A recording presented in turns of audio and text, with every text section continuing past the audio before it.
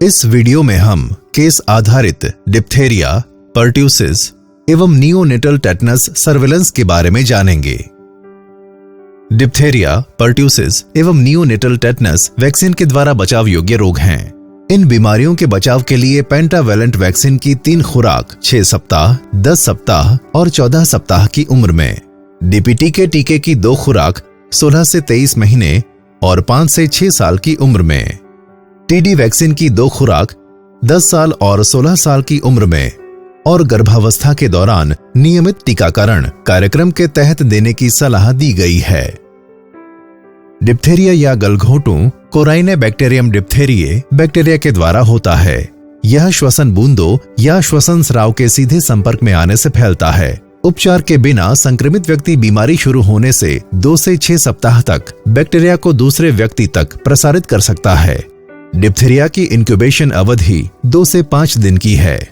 Respiratory diphtheria की शुरुआत अपेक्षाकृत धीमी होती है और इसमें मध्यम बुखार, गले में खराश और निगलने में कठिनाई होती है। टॉन्सिल, फेरिंग्स, लैरिंग्स और या नाक पर घूसर सफेद स्यूडो मेम्ब्रेन डिप्थेरिया का खास लक्षण होता है। गर्दन या अत्यधिक सूजन बुलनेक डिप्थेरिया कहलाता है और यह गंभीर बीमारी का संकेत है। डिप्थेरिया की आम जटिलताएं एक्सोटॉक्सिन प्रेरित मायोकार्डाइटिस और न्यूराइटिस हैं। अन्य जटिलताओं में न्यूमोनिया, कान के इन्फेक्शन और सांस की नली की अवरुद्धता है। डिप्थेरिया से मृत्यु दर 20% तक हो सकती है। आइए हम संदिग्ध डिप्थेरिया की केस डेफिनेशन के बारे में जानें। डिप्थेरिया ऊपरी श्वसन पथ की एक बीमारी है जिसमें लैरिंजाइटिस या फेरिंजाइटिस या नेजोफेरिंजाइटिस या टॉन्सिलाइटिस और टॉन्सिल्स, फेरिंग्स या नाक के अंदर घूसर सफेद स्यूडो मेम्ब्रेन होती है। डिप्थेरिया की शुरुआत की तारीख गले में खराश होने की तिथि है। गले में खराश का मतलब गले में दर्द का एहसास है जो निगलने या बात करने से बढ़ जाता है। सभी संदिग्ध डिप्थेरिया मामलों से गले में खराश होने के 4 सप्ताह के भीतर 2 throat swab amiss transport media में लिए जाने चाहिए। टेल्यूराइड अगर मीडियम पर बैक्टीरियल कल्चर डिप्थेरिया का गोल्ड स्टैंडर्ड लैब टेस्ट है। टॉक्सिजेनिक स्ट्रेन का आकलन एलेक टेस्ट और पीसीआर द्वारा किया जाता है। पर्ट्यूसिस एक जीवाणु रोग है जो बोर्डेटेला पर्ट्यूसिस के कारण होता है। इसे काली खांसी के नाम से भी जाना जाता है। यह अत्यधिक संक्रामक है और एरोसोलाइज्ड बूंदों से फैलता है। लक्षण शुरू होने के 3 सप्ताह बाद तक अनुपचारित मामले संक्रामक होते हैं। पर्ट्यूसिस की इंक्यूबेशन अवधि 9 से 10 दिन की है। इस रोग के 3 फेज होते हैं। कटारहल फेज 2 सप्ताह तक रहता है जिसमें नाक बहना, खांसी, हल्का बुखार और कंजंक्टिवाइटिस होता है। पैरोक्सिमल फेज 2 सप्ताह तक रहता है। रात में अधिक खांसी होती है और खांसी के बाद अक्सर उल्टी होती है। कॉन्वलेसेंट फेज 2 सप्ताह से कई महीनों तक रहता है और खांसी धीरे धीरे कम हो जाती है। आम जटिलता न्यूमोनिया है जिससे मृत्यु हो सकती है। मिर्गी के दौरे, एन्सेफेलोपैथी और पैरोक्सिज्म के कारण अन्य जटिलताएं हो सकती हैं। आइए हम संदिग्ध पर्ट्यूसिस की केस डेफिनेशन के बारे में जानें। किसी भी उम्र का व्यक्ति है जिसे 2 सप्ताह या उससे अधिक समय तक खांसी रहती है और निम्न में से कम एक लक्षण हो। पैरोक्सिज्म्स यानी खांसी के दौरे पड़ना, इंस्पिरेटरी वूपिंग, खांसी के बाद उल्टी, शिशुओं में अल्पकाल के लिए सांस का रुकना या चिकित्सक को पर्ट्यूसिस का संदेह हो।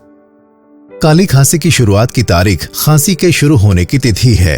सभी संदिग्ध पर्ट्यूसिस मामलों में से 2 नासोफेरिंजियल स्वैब चारकोल युक्त एमिस ट्रांसपोर्ट मीडिया या रेगन लोव ट्रांसपोर्ट मीडिया में खांसी की शुरुआत के 4 सप्ताह के भीतर कल्चर और पीसीआर के लिए एकत्र किए जाने चाहिए। काली खांसी के सभी संदिग्ध मामलों में से सीरम का एक नमूना खांसी की शुरुआत के 12 सप्ताह के भीतर एकत्र किया जाना चाहिए। Neonatal tetanus. Neonatal tetanus clostridium tetani जीवाणु के द्वारा होने वाला एक रोग है। यह तब होता है जब गर्भनाल को काटने के लिए दूषित उपकरणों का उपयोग किया जाता है या जब दूषित सामग्री का उपयोग गर्भनाल को ढकने के लिए किया जाता है।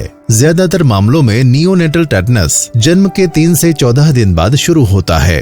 नियोनेटल टेटनस में पूरे शरीर के स्पाज्म के पहले बच्चा चूसने या खाने में असमर्थ होता है और अत्यधिक रोता है। गहन देखभाल के बावजूद इस बीमारी की मृत्यु दर उच्च है। इसके निम्नलिखित लक्षण हैं: चेहरे की मांसपेशियों का टोन बढ़ना, चूसने में असमर्थता, गर्दन, कंधे और पीठ की मांसपेशियों में अकड़न इसके शुरुआती लक्षण हैं। बाद में अन्य मांसपेशियों के शामिल होने से सख्त पेट और सख्त हाथ पैर हो जाते हैं। ये अकड़न बार बार होती है, जो कि अचानक या थोड़ी सी भी बाहरी उद्दीपन से हो सकती है। आइए नियोनेटल टेटनस के केस डेफिनेशन के बारे में जानें। कोई भी नवजात जो जीवन के पहले 2 दिनों के दौरान सामान्य रूप से चूस और रो सकता है और जो 3 से 28 दिनों के बीच सामान्य रूप से नहीं चूस सकता है और उसकी मांसपेशियां सख्त या अकड़ जाती हैं, या कोई भी नवजात जिसकी मृत्यु अज्ञात कारण से पहले ही महीने हो जाती है।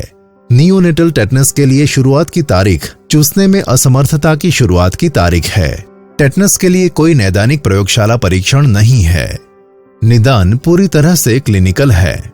डिप्थेरिया, पर्ट्यूसिस और नियोनेटल टेटनस के मामले जो पिछले 3 महीनों के भीतर शुरू हुए हैं, उन्हें तुरंत phone call, WhatsApp, email, SMS द्वारा जिला टीकाकरण अधिकारी या WHO NPSP के सर्वेलेंस मेडिकल ऑफिसर को सूचित किया जाना चाहिए। नाम, उम्र, लिंग, लक्षण, रोग की शुरुआत की तारीख, पता और रोगी का मोबाइल नंबर साझा किया जाना चाहिए।